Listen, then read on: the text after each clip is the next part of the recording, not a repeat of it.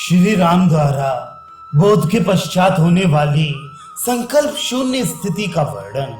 श्री रामचंद्र जी कहते हैं, मुनि, जिसको बोध प्राप्त हो गया है वे ध्यानस्थ महात्मा केवल अपने चित्त स्वभाव में स्थित रहता है।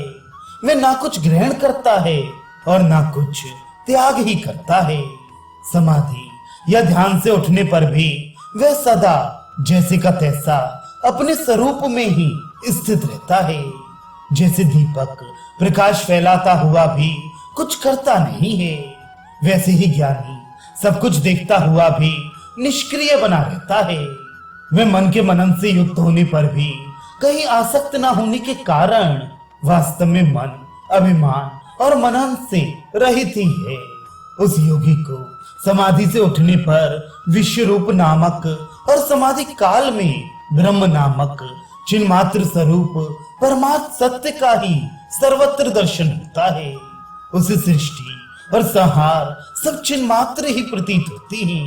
संसार त्रिविध तापों से अत्यंत संतप्त है और निर्वाण अत्यंत शीतल है, क्योंकि उसमें समस्त तापों की शांति हो जाती है। वास्तव में अत्यंत शीतल निर्वाण ही शाश्वत है। ये तप्त संसार तो तीनों कालों में है ही नहीं।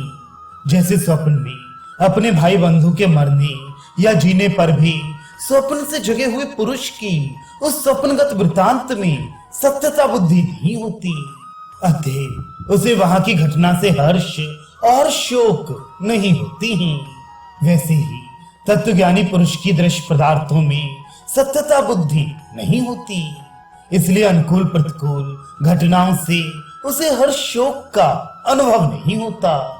भगवान सम्यक ज्ञान होने पर देह से संबंध रखने वाले भोग पदार्थों और उनकी प्राप्ति के उपायों से ज्ञानी को उसी तरह सर्वथा विरक्ति रहती है।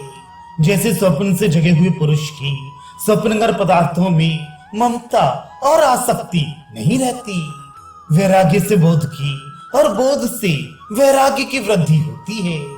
वे दीवार और प्रकाश के समान एक दूसरे से अभिव्यक्त होती हैं। अंधकार में दीपक जलाने से दीवार अभिव्यक्त होती है और दीवार पर पड़ने से प्रकाश की विशेष अभिव्यक्ति होती है।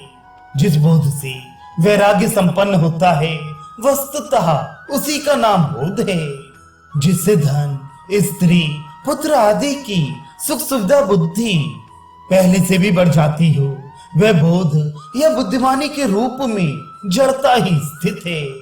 बोध का बोधत्व इतना ही है कि उससे वैराग्य की वृद्धि हुई, अर्थात वैराग्य होने से ही बोध सार्थक समझा जाता है।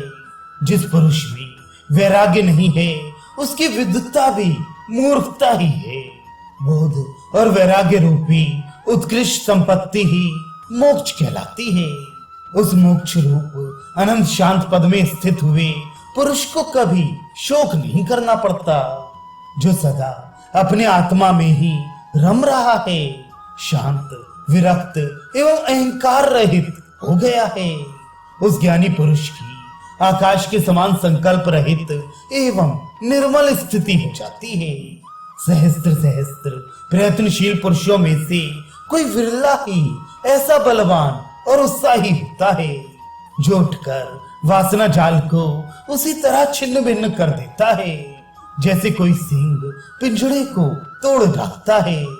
जिसका अंतःकरण शुद्ध है, उस पुरुष के भीतर वासना शून्य भाव प्रकट होने पर उसे यह सुदृढ़ बोध प्राप्त हो जाता है कि सारा दृश्य ब्रह्म ही है। इससे उसकी बुद्धि एकमात्र निर्वाण रूप पर ब्रह्म में ही सुस्थिर हो जाती है। तत्पश्चात उसमें मोक्ष नामक अनंत शांति का उदय होता है।